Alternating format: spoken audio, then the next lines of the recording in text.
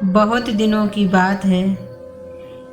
रामनगर गांव में एक दयालु नाथ नाम का पहलवान था। उसका नाम तो दयालु था, पर दया उसके स्वभाव में नहीं था। उसकी माँ का नाम सीता था। उसने मेहनत मजदूरी करके दयालु नाथ को पाल पोस कर बड़ा कर दिया। वह छोटा जो बेटा 10 वर्ष बाद बड़े ही मिन्नतों से पैदा हुआ था। छोटे से ही वह बहुत ही बदमाश था। गांव के सभी बच्चों से हमेशा लड़ता झगड़ता रहता था। माँ सोची, अभी छोटा है इसलिए ऐसा करता है, बड़े होने पर नहीं करेगा। कुछ सालों बाद जब वह बड़ा हुआ, फिर भी उसकी आदत वैसे ही थी। और तो और अब वह अपनी माँ की इज्जत भी नहीं किया करता था। फिर भी माँ उसे कुछ नहीं कहती थी। वह उसकी गलतियों को अनदेखा करती रही। सीता को ऐसा लगता था कि वह आज नहीं तो शादी के बाद सुधर जाएगा, लेकिन दयालु नहीं सुधरा। जब वह 20 वर्ष का हो गया और भी अत्याचारी बन गया। उसकी आदत इतनी बिगड़ गई थी कि वह अब अपनी माँ और पिता पर हाथ उठाने लगा था। 2 साल बाद उसके बूढ़े पिता भी दुनिया से चले गए थे। माँ अब अकेली रह रही थी। उसे अपने बेटे की चिंता होने लगी थी कि उसकी मृत्यु के बाद उसके बेटे का क्या होगा। उसे खाना बनाकर कौन देगा। उसकी माँ ने सोचा, इसकी शादी एक अच्छी लड़की से कर देंगे तो दयालु का जीवन सफल हो जाएगा। उसका ध्यान अपने परिवार में लगा रहेगा तो वह गुस्सा भी नहीं करेगा। लेकिन ऐसा नहीं हुआ।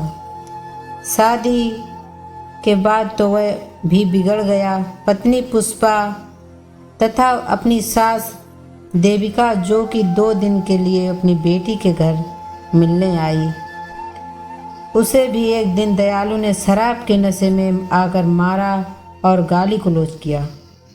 बेचारी पत्नी क्या करती। वह गरीब परिवार से थी और ज़्यादा पढ़ी लिखी भी नहीं थी, इसलिए वह चुपचाप रही। कुछ महीनों बाद उसकी बूढ़ी माँ की भी मृत्यु हो गई। 4 साल के अंदर उसने पुष्पा 3 बच्चों को जन्म दे दिया। दयालु उन बच्चों को भी मारा पीटा करता था। पुष्पा यह गम सहती गई और कुछ न कह पाती थी। नौकरों की तरह घर के सारे काम किया करती थी। रात को भी वह चैन की सांस नहीं ले पाती थी। उसका पति शराब पीकर आता और मारा करता था।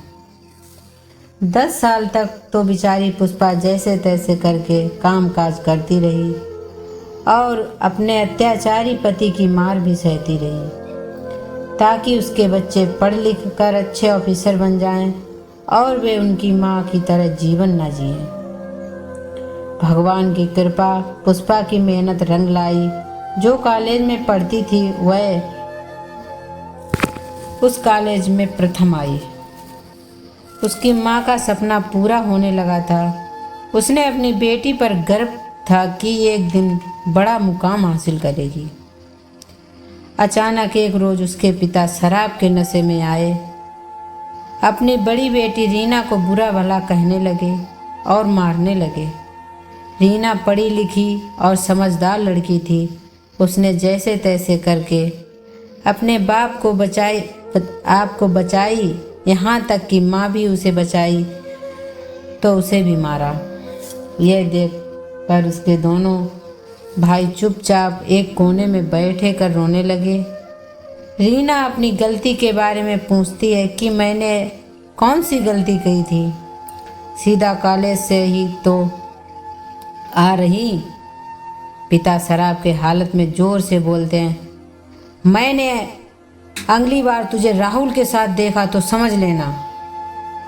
रीना माध्यम स्वर में, राहुल मेरा कक्षा में पढ़ता है और वह मेरा अच्छा मित्र है पिता।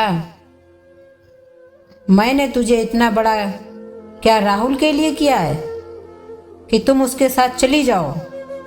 तुम्हारे ऊपर और तुम्हारे शरीर के ऊपर सिर्फ मेरा ही हक है, इसे किसी और के हवाले नहीं कर सकता हो। रीना और उसकी माँ ये बात सुनते ही चुप रह गए। अपने मन में सोचने लगे कि ये पिता है कि हैवान। रीना अब इस घर में एक पल के लिए भी नहीं रुकना चाहती थी, क्योंकि हर रोज़ के नाटक से वह थक चुकी थी। आज तो उसके पिता ने इंसानियत का हद ही पार कर दिया था। अब उसे पिता नाम से घृणा होने लगी थी। आसपास के लोग भी उनकी मदद करने से डरते थे। किसी ने उनकी मदद की तो उसके पिता पड़ोसी लोगों से भी लड़ाई करते थे।